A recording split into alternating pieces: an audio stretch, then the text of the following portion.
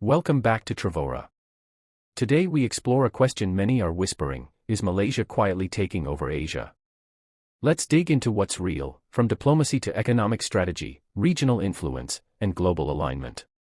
Malaysia remains a medium power, but under Prime Minister Anwar Ibrahim, it is increasingly visible on many fronts without theatrics.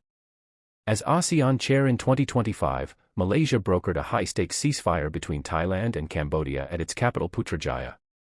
Acting prime ministers from both countries were invited, and Malaysia convened talks underlining its reputation as a neutral mediator, endorsed by both US and Chinese diplomats.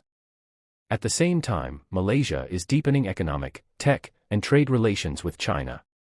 In April 2025, Chinese President Xi Jinping visited Kuala Lumpur and signed 31 agreements with Anwar's government, spanning railways, tourism, agriculture, AI, and infrastructure. Malaysia is clearly embracing Beijing's Belt and Road initiatives while carefully balancing its own sovereignty in maritime dispute issues. That balance is visible in Anwar's foreign policy statements. He affirms non-alignment, stating Malaysia wants to keep ties with both China and the US, while rejecting being drawn into a US-China binary.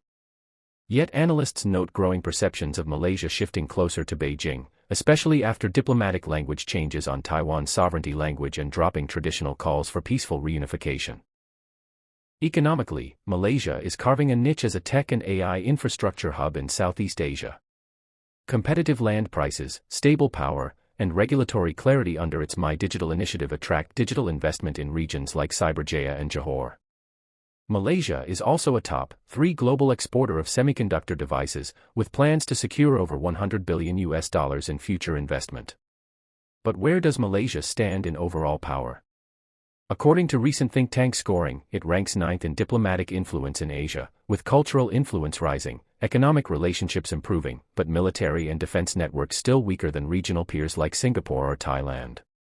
Its power gap score also suggests it punches above its expected weight, but still within a modest bracket. Malaysia is also playing a leadership role in addressing regional economic shocks. When US imposed sweeping tariffs threatened Southeast Asia's export competitiveness, Anwar pushed for intra-ASEAN trade cooperation and a unified bloc approach to negotiations with Washington. Later, a uniformly applied lower tariff of 19% provided relief to exporters across the region, a win for coordinated ASEAN diplomacy. Malaysia's mediation diplomacy extends beyond just one ceasefire. It played a key role in the Bangsamoro peace process in the Philippines over a decade, helping forge the Autonomous Region Agreement. These efforts reflect a pattern, using credibility and cultural fluency rather than coercive power to build influence quietly. Despite all that, Malaysia is not reshaping regional order. It lacks hard power dominance, and it avoids overt strategic confrontation. Its messaging emphasizes functional pragmatism, quiet outcomes, and credible neutrality.